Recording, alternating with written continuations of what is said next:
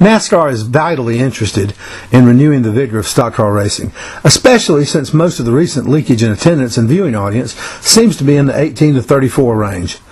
NASCAR is interested in making the sport fashionable again, for want of a better word.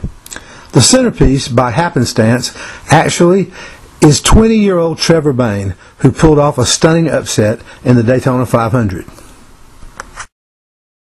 I think what is going to involve the youth is just people being real. You know, us having not cookie-cutter drivers, just being yourself, and that's all I've had to do, and they've taken to it. You know, that's why they love the Travis Pastranas and the Ryan Shecklers and Justin Biebers or whatever, because they're real. You know, and that's what we have to be here, and I think we're starting to see that more and more in our sport with Carl Edwards, Dale Jr., you know, and Jimmy Johnson. I mean, they're just themselves, and you know, it just so happens that I'm 20, so I get a little bit more of an outreach to that community.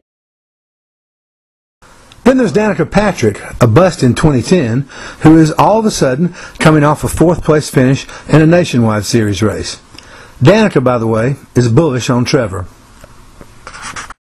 Honestly, he's such a nice kid. He's so down to earth. I mean, he's very into charity and things like that, and he doesn't, you know, I tried to talk him into buying something expensive with his prize money, but he wouldn't. He said he doesn't want anything, so apparently I have a lot to learn from a 20-year-old, so I don't know. I don't know if he needs much advice. I think he's got his head on straight. He seems to have good people around him, and, you know, all I said was from my experience, just continue to be yourself.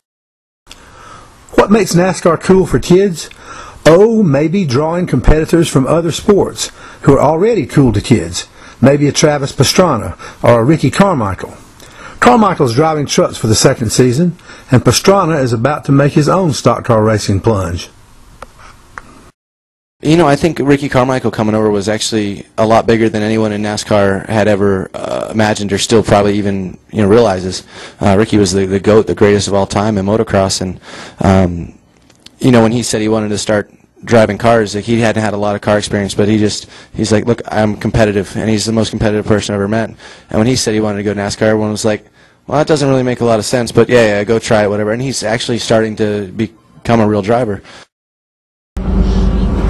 This is Monte Dutton, motorsports writer of the Gaston Gazette.